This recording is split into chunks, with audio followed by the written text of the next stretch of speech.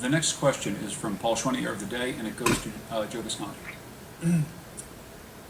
Given the political realities in the legislature, it seems highly unlikely that you would be able to achieve your goal of full repeal of the gun law that was passed in the wake of the Newtown shooting. Given that, what would be your approach to trying to perhaps win amendments to that law, and what would be your priorities in doing so? Sure, thank you, Paul.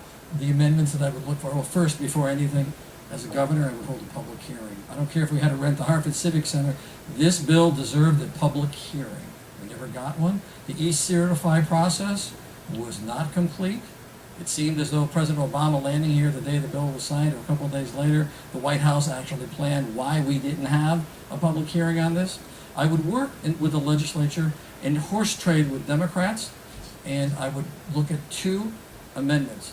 The first amendments would not be the first day, because you don't try to put an amendment into the legislature without knowing you can have it won. So the first one will be magazine limitations, and I'll tell you why. I own guns in Connecticut. They're registered with the state police. I bought the guns at Hoffman's gun store in the 1980s. My Beretta 380 has a serial number, a model number, and the state police can look that up to find out that it had a magazine that held 13 bullets. Why did I have to declare that? Why can I only carry one in my gun and I can't carry the second grandfathered? It was unconscionable that gun owners, legal gun owners, over 200,000 gun owners in Connecticut that carry a gun with a permit had to go through that. So this is the first thing that I would look to repeal, the magazine limitations, especially on handguns. The cost and also the constitutional process was something infringed upon, in my estimation. The second one will be the definition of an assault weapon. Weapons are defensive. Only criminals use weapons for offense. Criminals use them, police don't even use them, they use them for defensive. So we bought into this thing that assault weapons are all bad, they're dangerous. Criminals, gangsters, people in Hartford, drug trade, this is where guns are ending up, and that's where the attention has to be, to get illegal guns. We will never take guns out of America. We can't stop illegal immigrants coming here, and we can't stop drugs coming in by the cargo ship into this country. It's not possible to remove guns, and legal gun owners deserve the respect. We have already given up. If this was property rights, we have given up encroachments by everything that is lawful in Connecticut already before this gun bill passed. So the definition of assault weapon is the second amendment that I would put in. Mr. Foley, could you differentiate your opinion? Could you please differentiate your position on the gun law from that of Mr. Visconti? Yeah.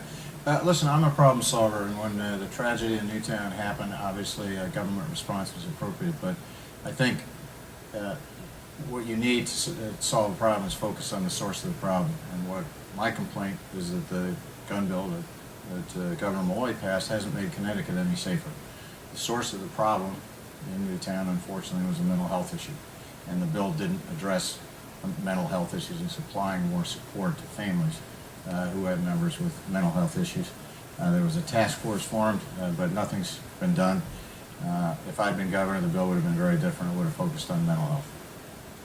Governor? Let me compliment Mr. Visconti. At least he tells you what he thinks and what he wants to do, as opposed to Mr. Foley, who has said repeatedly on other occasions that he will sign a repeal of the bill.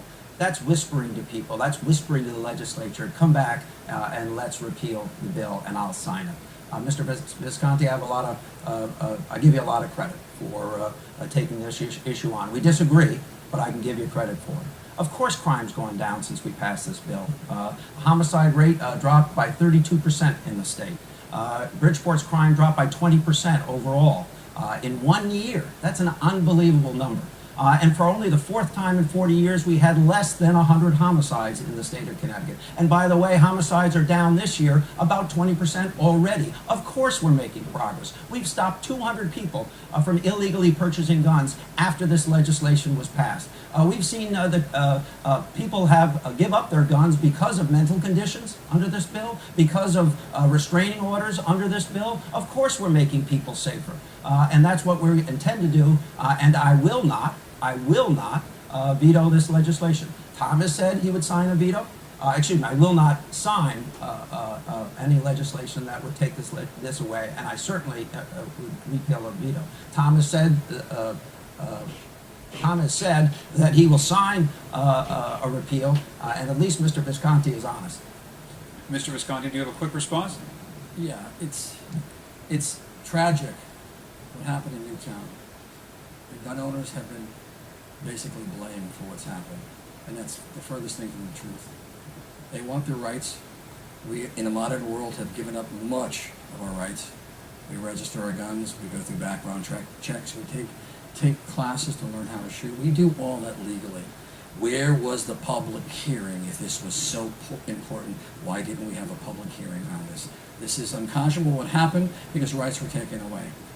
The tragedy was politicized. And if it wasn't for Mike Lawler and different liberals in Congress and in the Senate in Connecticut, they didn't have an agenda, in my belief, that want to go further and further, and you and I discussed this on your radio show, then maybe some of the law was fine. But knowing that there's more coming, I would have to push back towards this law in two amendments. Governor Malloy, should there have been more public debate about the laws that were passed? There have been hearings on gun safety issues, and there were during the session leading up to this legislation. There was a bipartisan state commission made up of Republicans and Democrats who talked about this bill or talked about what should be in a bill. Of course, there were hearings with respect to the final package put together by the two Republican leaders. And the two Democratic leaders may not have itself had a hearing, and quite frankly, I don't disagree that it should have had a hearing. But that's how they did it. I don't run the legislature, but I certainly was not going to veto that legislation. There was a public hearing, but not on this bill. Completely different bill. I testified at 2 in the morning at the LOB. And so it was a complete different bill with complete different criteria. We never got to address this bill. No one saw it. I was the first one at the door at the LOB to receive a copy at 9 a.m. that came off the shelf. No one knows where the bill came from. Who wrote that bill? I want to know, Governor, who wrote the bill. Please check with the Democrat Party. Before we get off this topic, Mr. Foley, Mr. Visconti had laid out some very specific things that he would take out of the gun legislation that was passed. What would you change about the gun legislation specifically? Well, as the question was asked, we have a Democratic legislature, and the legislature passes the laws, not the governor. It seems very unlikely to me that this legislature is going to revise that bill in any significant way. And I think the opportunity to balance the interests that were at stake here was when this bill came before the legislature, and the governor was instrumental in helping design and pass this bill, and he took away a lot of law-abiding citizens' rights, and they're upset. And he did not balance those rights against the other public interests he was serving. He just went willy-nilly in the direction he wanted to go. And when I'm governor, I'm going to balance everybody's rights. I'm going to represent everybody in Connecticut. I'm not just going to represent the people who helped me get elected, the people who are contributing on the federal side of his campaign with state contractors and other funds. Special interests are not going to run the state of Connecticut. And that's what happened. Would you push for the restoration of those rights that he took away?